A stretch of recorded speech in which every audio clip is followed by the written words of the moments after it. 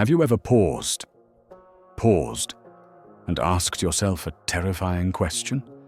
Not what happens when I die, not is there an afterlife, but this: am I sure I'm alive right now? Don't answer too quickly. Let it sink in. Because what if the truth isn't waiting at the end of your heartbeat? What if you already crossed over and you just forgot? It's a thought most people run from, laughing it off, dismissing it, drowning it under the noise of ordinary life. Birth, struggle, death. That's the story you've been sold since the day you opened your eyes. A straight line, they said, an arrow moving forward, step by step, from beginning to end. But if you've ever stood alone in a silent room and felt the strange sense that something isn't right, if you've ever dreamt of places you've never been, loved people you've never met, fought battles in your heart that seem older than memory itself, then maybe, just maybe, the story you were told was wrong. Maybe the cracks in your reality aren't flaws. Maybe they're invitations. Imagine this. The life you are living right now, this very second, isn't happening before the afterlife. It is the afterlife. Not heaven, not hell, not punishment or reward. A continuation, a classroom, a mirror so precise that it reflects not just your surface life, but your hidden fears, your forgotten dreams, your ancient wounds, your soul's curriculum. And the strangest part, it's been whispering to you all along. The déjà vu you brush aside, the dreams you forget by morning, the uncanny feeling that you've lived this before, that certain people are more than they seem, that certain moments hit deeper than they should. They're not random. They're not accidents. They're memory. Echoes from lives you can't consciously access yet. But your soul remembers. You didn't wake up in a world, you woke up in a lesson. And the walls around you, the solid ground, the ticking clocks, the laws of physics, they aren't barriers. They're markers, programs. Boundary lines are drawn by a consciousness far wiser and older than the one you identify with when you say your name. The truth is staggering. If you let it in, even for a moment, it shatters the illusion that you are moving toward death. Because death already happened, you're standing in the middle of the afterlife right now. You just forgot. And that forgetting wasn't a flaw. It was part of the design. Because true awakening doesn't happen when someone tells you the answer. It happens when something inside you, something deeper than thought, deeper than belief, begins to stir, begins to remember. Right now, you might feel it. A pull in your chest, a tension behind your eyes, a whisper you can't quite hear, but you know it's there. Don't rush past it. Don't dismiss it. Let the discomfort breathe. Let the mystery linger. Because that feeling, the uneasy wonder, the impossible familiarity, it's not confusion. It's memory surfacing. It's your soul trying to shake off the amnesia of incarnation. This is not just another video to watch and forget. This is an invitation to remember. If you feel even a flicker of recognition sparking inside you right now, subscribe to this channel. Not because it will save you, not because it will tell you all the answers, but because it will walk with you through the questions, the ones you were born asking but taught to ignore. Together, we'll tear at the seams of the false story. Together, we'll peel back the layers of forgetting. Together, we'll remember. Now take a deep breath. Feel the air move through a body you chose. Hear the heartbeat echoing a rhythm older than this lifetime. Look around you, at the walls, the sky, the streets, the faces. This is not based on reality. This is a coded reflection, a program shaped by memory, intention, and choice. You didn't land here by accident. You didn't stumble into this life like debris on the wind. You logged in.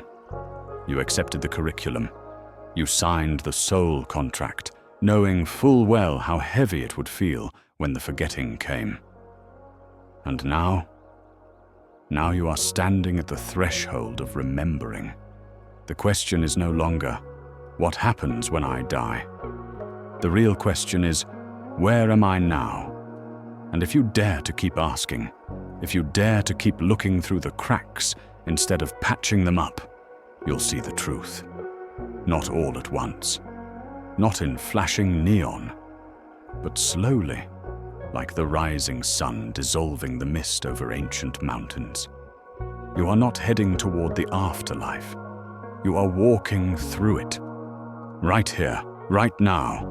Every heartbeat is a continuation.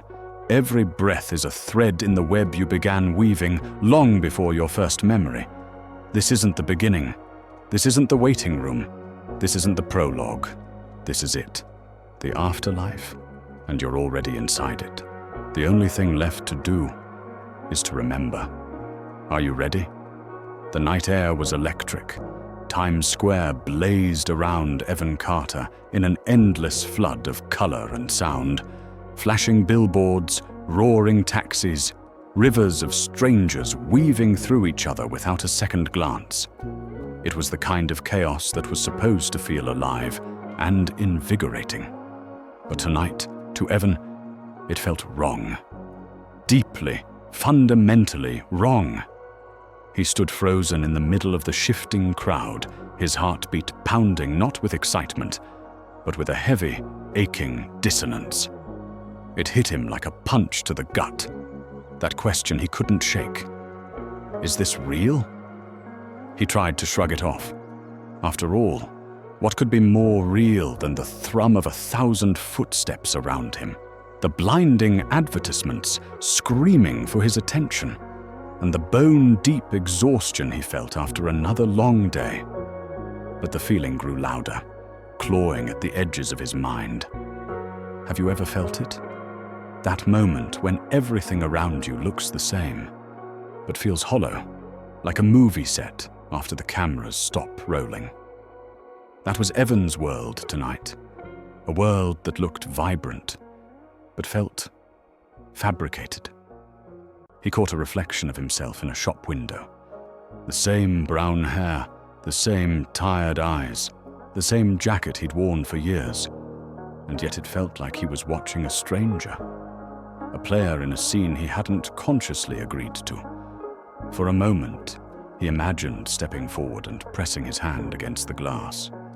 Not to see his reflection more clearly, but to see if his hand would pass through, to test if any of this was solid. Ask yourself, when was the last time you questioned the ground beneath your feet? Not metaphorically, literally. Evan had never questioned it before. He had accepted the story. You're born, you grow up, you work, you struggle, you die. Simple, predictable, safe. But standing there, surrounded by more lights and noise than a mind could comfortably process, he felt it crack. The simulation, if that's what it was showing seams. The signs were subtle at first. The ad flashed a phrase he had just been thinking. The stranger whose face felt hauntingly familiar. The looping conversations he overheard. Different people, different accents, but the same words over and over. Patterns, repeats, echoes. He remembered something he had read once, something he hadn't understood at the time. Reality is thin where consciousness wavers. And tonight, Evan's consciousness wasn't just wavering, it was fracturing. A cold wind rushed down the avenue, whipping discarded flyers and trash into miniature tornadoes. Evan pulled his jacket tighter and started walking, fast, almost panicked, as if he could outrun the sensation growing inside him. But you can't outrun a question planted in your soul. Am I awake? He bumped shoulders with a woman in a red coat. She turned to glare at him. But for a split second, her face blurred, like a corrupted image on a broken screen. And then it was normal again, as if nothing had happened. Evan stumbled back, heart racing, breath ragged. Did you see that? Was it real? Or was it a glitch? He needed to get off the street. He ducked into a small, dimly lit diner, tucked between two towering office buildings, a relic of a New York that was disappearing. The door chimed weakly as he entered. Inside, the world seemed quieter, muted, more stable. Or maybe it just seemed that way, because the simulation was trying to lull him back to sleep. He slid into a cracked leather booth and ordered coffee he didn't want. When the cup arrived, he stared at the steam curling upward, hypnotized by the way it twisted and vanished. Intangible, untouchable, real only in its impermanence. What is real anyway? Is it something you can hold? Something you can measure? Or is it something you agree to without question, simply because everyone else agrees too? Evan wrapped his hands around the cup and tried to ground himself. He thought about his life, a career that felt more like an obligation than passion. The relationships ended, not with explosions, but with slow, silent fade-outs. The persistent ache he couldn't explain, a hunger for something he couldn't name. If this was life, why did it feel so empty? The waitress, an older woman with kind eyes, set a slice of pie on the table without him asking. "On the house," she said with a wink. "You look like you need it." He tried to smile, but the sensation was hollow. He wanted to ask her, "Do you feel it too?" But the words died in his throat. Because maybe she did feel it. Maybe they all did. Maybe the reason humanity screamed into their screens, buried themselves in endless tasks, numbed themselves with constant noise, was because they all sensed it. That low, gnawing knowledge that something about reality wasn't what it seemed. And if that was true, if this world was less solid than it appeared, then what was he? Was he just another rendered object, flickering into existence when observed? Or was he something deeper, something the simulation couldn't fully replicate? The thought both terrified and electrified him. Maybe he wasn't here to passively experience life. Maybe he was here to remember something he had forgotten, something ancient, something sacred. The coffee grew cold in his hands, untouched. Outside, the neon lights blinked and shifted, but they no longer dazzled him. They looked desperate, a distraction designed to keep his gaze downward, inward, trapped. Evan set the cup down and leaned back against the booth, feeling an unfamiliar clarity settle over him. Have you ever had that moment? The one where the noise fades, the distractions fall away, and for a single breath of time, you glimpse something bigger, something terrifyingly real. If you have, even once, then you already know what Evan Carter was feeling. You already know the first crack when you see it. And you already know that once it appears, there's no going back. The simulation doesn't like being seen. But you didn't come here to sleep. You came here to wake up. And Evan, whether he was ready or not, was beginning to remember. The night was colder than before. Evan Carter walked through the quiet back streets of the city, the noise of Times Square fading behind him like the memory of a fever dream. Each step echoed off the concrete like a question he couldn't answer. What had changed? Nothing looked different. And yet, everything felt different. Reality itself felt thinner, more fragile, like a curtain blowing in a breeze he couldn't see. He passed under a street lamp, its halo of light shimmering strangely as if the air itself were glitching, flickering between frames. He shook his head, trying to clear the sensation. Maybe he was just tired. Maybe he was losing it. But a deeper part of him whispered otherwise. A part he hadn't listened to in a long, long time. Have you ever felt it? The sense that the world around you, the pavement, the cars, the buildings, even the people, isn't quite as real as you pretend it is? If you have, you're closer than you think.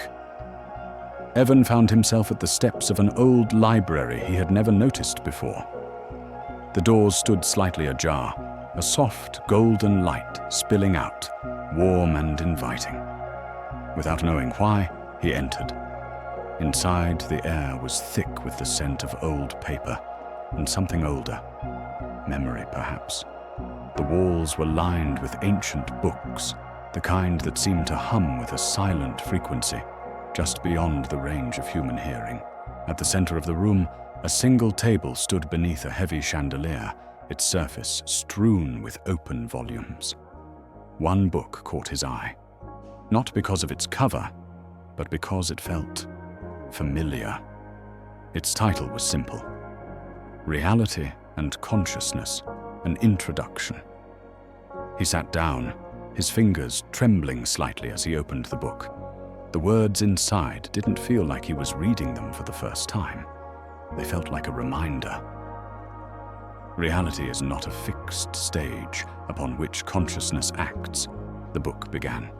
Reality is a rendering, a projection of information collapsed into form by observation itself. He read the words again, slower this time, letting them sink into his bones. Reality is not fixed. Reality is rendered. A simulation. Evan closed his eyes, the implications swirling around him like a storm. If the world is a simulation, a dynamic rendering based on consciousness, then the physical isn't primary, the observer is. Let that sink in. If the world around you only becomes solid because you observe it, if particles themselves wait for you to look before choosing where to exist, then what is more real? The objects, or the consciousness perceiving them? It wasn't just philosophical. Quantum physics had stumbled onto it decades ago. The double-slit experiment, the observer effect, the mind-bending realization that matter itself behaves differently depending on whether or not it's being watched. Evan remembered reading about it once, brushing it off as an oddity of science. But now, sitting in this impossible library, he understood. It wasn't an oddity. It was a clue. A fracture line runs straight through the illusion of solidity.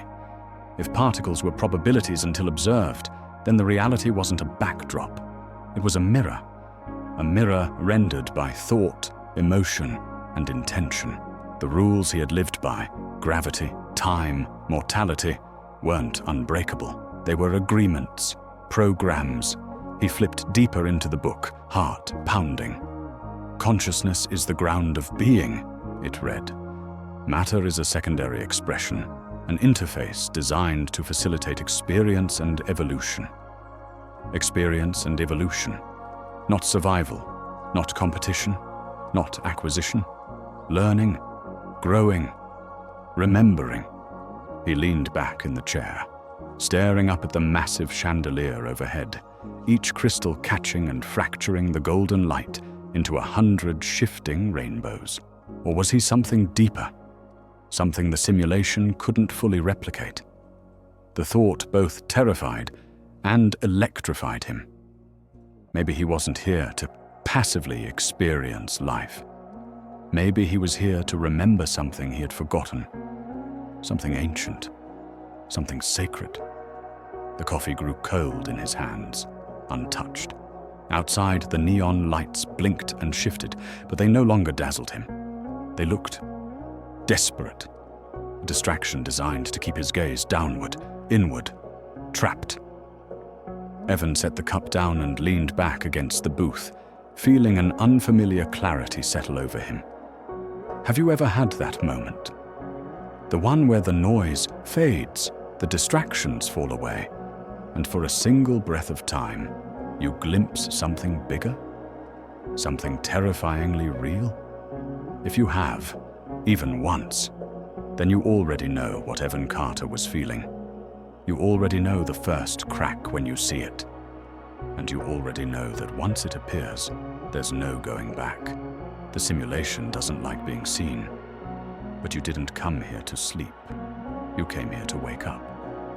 And Evan, whether he was ready or not, was beginning to remember. The night was colder than before. Evan Carter walked through the quiet back streets of the city, the noise of Times Square fading behind him like the memory of a fever dream. Each step echoed off the concrete like a question he couldn't answer. What had changed? Nothing looked different. And yet, everything felt different. Reality itself felt thinner, more fragile, like a curtain blowing in a breeze he couldn't see. He passed under a street lamp, its halo of light shimmering strangely, as if the air itself were glitching, flickering between frames. He shook his head, trying to clear the sensation. Maybe he was just tired. Maybe he was losing it. But a deeper part of him whispered otherwise. A part he hadn't listened to in a long, long time. Have you ever felt it? The sense that the world around you, the pavement, the cars, the buildings, even the people, isn't quite as real as you pretend it is? If you have, you're closer than you think. Evan found himself at the steps of an old library he had never noticed before. The doors stood slightly ajar, a soft, golden light spilling out, warm and inviting. Without knowing why, he entered. Inside, the air was thick with the scent of old paper and something older, memory perhaps. The walls were lined with ancient books, the kind that seemed to hum with a silent frequency, just beyond the range of human hearing. At the center of the room, a single table stood beneath a heavy chandelier, its surface strewn with open volumes. One book caught his eye, not because of its cover, but because it felt familiar. Its title was simple: Reality and Consciousness, an Introduction. He sat down, his fingers trembling slightly as he opened the book. The words inside didn't feel like he was reading them for the first time. They felt like a reminder. Reality is not a fixed stage upon which consciousness acts, the book began. Reality is a rendering, a projection of information, collapsed into form by observation itself. He read the words again, slower this time, letting them sink into his bones. Reality is not fixed. Reality is rendered, a simulation. Evan closed his eyes, the implications swirling around him like a storm. If the world is a simulation, a dynamic rendering based on consciousness, then the physical isn't primary. The observer is. Let that sink in. If the world around you only becomes solid because you observe it, if particles themselves wait for you to look before choosing where to exist, then what is more real, the objects or the consciousness perceiving them? It wasn't just philosophical. Quantum physics had stumbled onto it decades ago. The double-slit experiment, the observer effect, the mind-bending realization that matter itself behaves differently depending on whether or not it's being watched. Evan remembered reading about it once, brushing it off as an oddity of science.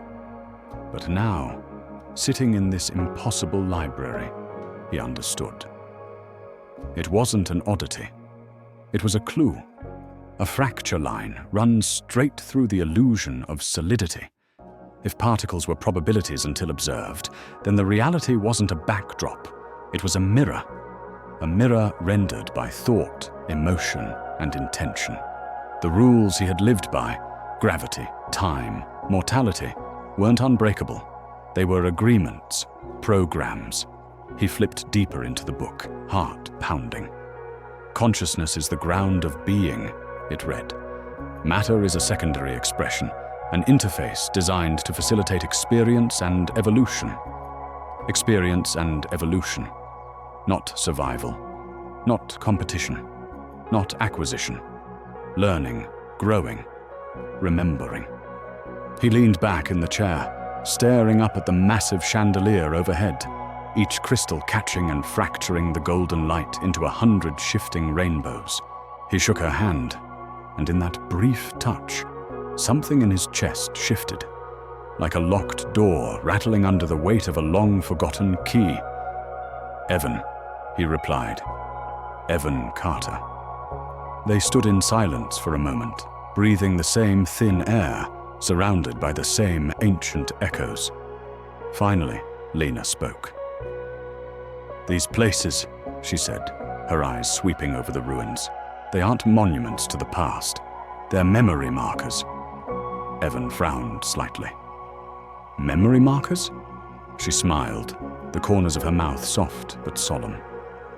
"Long before maps and books," she said, "we used the earth itself to remember. Not history, but truth. Not events, but being." He felt the words land in his chest, vibrating in a place untouched by logic. "You mean, like energy?" he asked, unsure. She tilted her head thoughtfully. "Memory is energy," she said. "Emotion is energy. Consciousness leaves fingerprints everywhere it touches." She turned and began walking deeper into the ruins. Evan hesitated for only a second before following. The path led them to a small terrace overlooking the plunging valley below. The clouds rolled like living rivers through the mountains, shifting the light into strange, otherworldly patterns. Lena sat down on a flat stone and patted the space beside her. Evan joined her, feeling the stones hum beneath him. They sat in silence for a long while. Finally, Lena spoke again, her voice almost lost in the wind. "You've felt it before, haven't you?" she asked. "The sense that this life isn't the first." Evan didn't answer right away. Because how could he? How do you confess to a stranger that you've spent your life brushing aside dreams that felt like memories? That you've caught glimpses of people you swear you knew centuries ago? That sometimes, in the quiet spaces between thoughts, you hear names you've never been told, see places you've never been? Close your eyes for a moment. What surfaces first? A face? A place? A feeling you can't explain? Evan felt a tear prick at the corner of his eye. He nodded, just once. Lena smiled again, a smile not of victory, but of recognition. "You're remembering," she said softly. She reached into her bag and pulled out a thin, battered book. It was covered in strange symbols, circles within circles, intersecting lines, stars caught in nets of geometry. She opened it carefully, revealing sketches of sacred sites from all over the world. Stonehenge, the pyramids, the temples of Angkor Wat, Machu Picchu. Beneath each sketch were notes, written in looping, ancient-looking script. "These are not just buildings," she said. "They're anchors, coordinates left behind by those who remembered before us." Evan traced a trembling finger along one of the drawings. "But why?" he whispered. "Because," she said, closing the book gently. "Forgetting is part of the design, but so is remembering." She turned to face him fully, her dark eyes glinting in the shifting light. "You didn't stumble into this life, Evan," she said. "You chose it. You chose the forgetting, and you chose the path back to remembering." He shook his head slowly, overwhelmed. "I don't know if I believe that," he admitted. "You don't have to believe it," she said, standing up and offering him a hand. "You just have to feel it." As he took her hand and rose to his feet, the wind picked up, carrying with it the scent of stone, moss, and something sweeter, something like a memory blooming after a long, harsh winter. Together they turned to look out over the endless green mountains, the ruins at their feet humming with ancient, invisible threads of meaning. And for the first time since Times Square, Evan didn't feel lost. He felt found, not in the way the world defines it, with maps and names and titles, but in the way a soul recognizes the hidden architecture of its journey. He wasn't broken. He wasn't behind. He was waking up, slowly, beautifully, inevitably. The world around him hadn't changed, but Evan Carter had, and the simulation, sensing the shift, was already beginning to bend. The earth burned red beneath Evan Carter's feet. He stood alone on a high plateau in Sedona, the cliffs glowing like embers in the dying light of sunset. The wind whipped dust across the landscape, painting the horizon with strokes of gold and crimson. Every breath he took felt charged, not just with oxygen, but with memory. He didn't come here for answers, not consciously. He came because something in his bones told him he had to. The air was thinner here, like it had been at Machu Picchu. But this thinness wasn't just physical, it was spiritual. The veil between what he could see and what he had forgotten was wearing thin. He sat down on the rocky ground, legs crossed, palms open to the sky, closed his eyes, and waited. For a while, there was only the noise of the world, the whispering wind, the low rumble of the earth settling into night. But slowly, something deeper began to stir, a ripple through the fabric of consciousness. Have you ever closed your eyes and felt yourself drifting somewhere ancient, somewhere too real to be just imagination? Evan drifted, and in the drifting, he fell. Not down, but inward. Images flashed behind his closed lids, not chaotic, not random, but woven, deliberate. He was lying in a bed by an open window. The scent of salt water and wildflowers floated through the air. Somewhere nearby, gulls cried against a brilliant blue sky. His body was frail. The end was near. But there was no fear. Only a strange, profound peace, as if the soul had outgrown the body and now wore it like a threadbare garment ready to be set aside. He knew this place, not as Evan Carter, but as someone else, someone who had lived quietly by the sea, who had painted with trembling hands, who had loved deeply and simply, who had said goodbye not with sorrow, but with gratitude. And then, a choice. It was not forced, it was not demanded, it was offered. Do you wish to return? The voice wasn't external, it came from inside, from a depth beyond language. He remembered the moment he chose. He remembered feeling the loose threads of unfinished lessons pulling at his spirit. The conversations were unsaid, the wounds are unhealed, the wisdom is unclaimed. He chose to come back, to another body, another story, another simulation. Not to be punished, but to grow. Because even in that vastness beyond breath and heartbeat, he understood. Growth doesn't happen in perfection. It happens in struggle.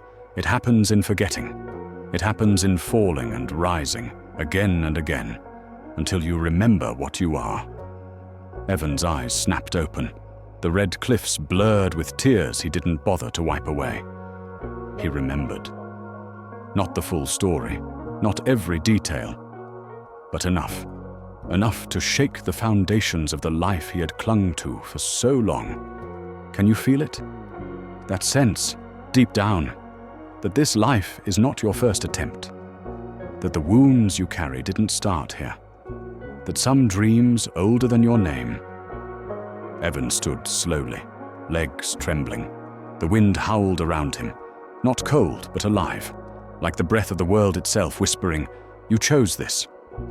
Not as a punishment, not as a curse, but as an invitation. An invitation to remember, an invitation to reclaim. He looked out over the endless sweep of stone and sky, and for the first time, he didn't feel small.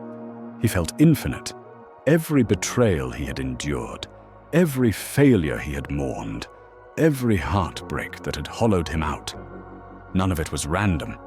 None of it was cruel. It was feedback. The simulation wasn't designed to break him. It was designed to refine him.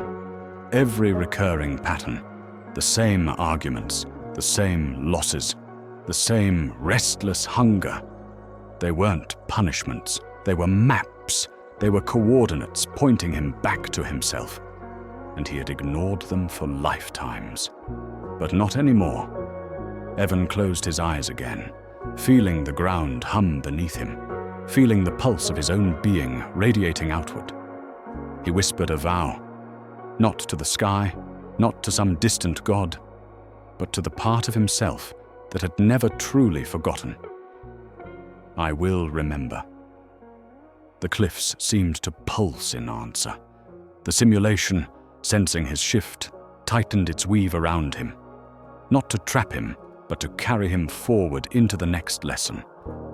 He knew there would be more challenges, more grief, more confusion. Awakening didn't erase the storms, it simply gave you the map to sail through them. Are you ready to ask yourself the real question? Not, why is this happening to me? But, what is this trying to teach me? Because when you shift the question, you shift the experience. And when you shift the experience, you shift the simulation. Evan turned away from the cliffs and began walking back toward the path, the stars beginning to prick through the velvet sky. He wasn't walking into more suffering. He was walking into more remembering. Every step he took was a step toward mastery. Not mastery over the world, mastery over himself. He smiled, a fierce, knowing smile that came not from certainty, but from trust.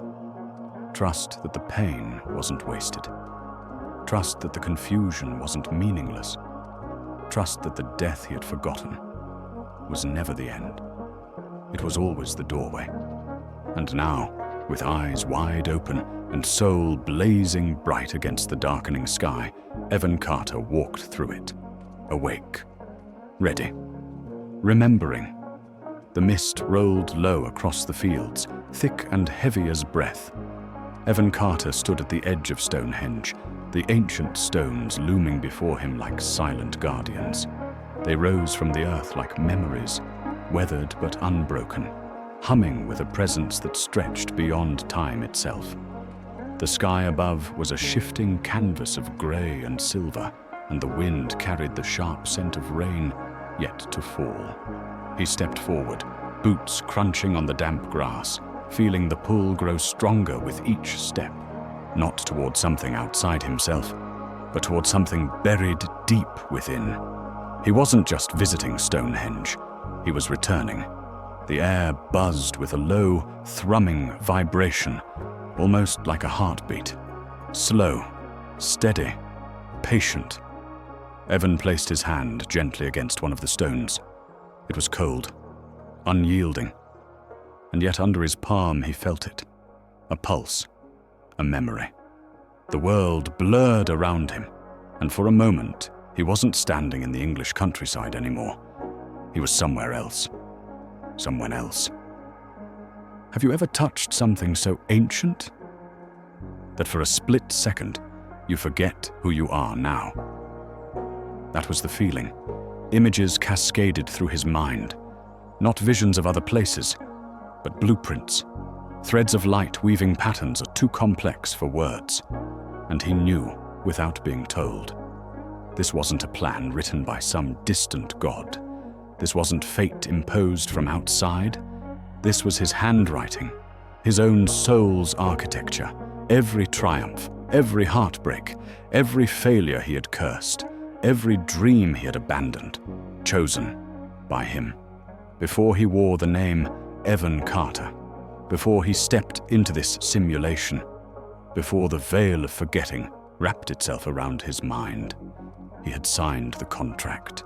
He had selected the parameters, not because he was foolish, not because he was reckless, but because he was wise beyond his current understanding. because he knew that only by losing himself could he find himself again. Only by breaking could he forge something stronger. Only by forgetting could he remember, not just intellectually, but viscerally, soul deep. What if every hardship you've faced, every heartbreak you've endured, wasn't random? What if you chose them not to suffer, but to awaken? Evan staggered back from the stone, breath catching in his throat. It was too much, too heavy, too beautiful. The weight of responsibility crushed the air from his lungs. And yet, in that crushing, there was liberation. He wasn't a victim of a cruel world. He was the architect of a sacred curriculum. He had not been thrown into chaos.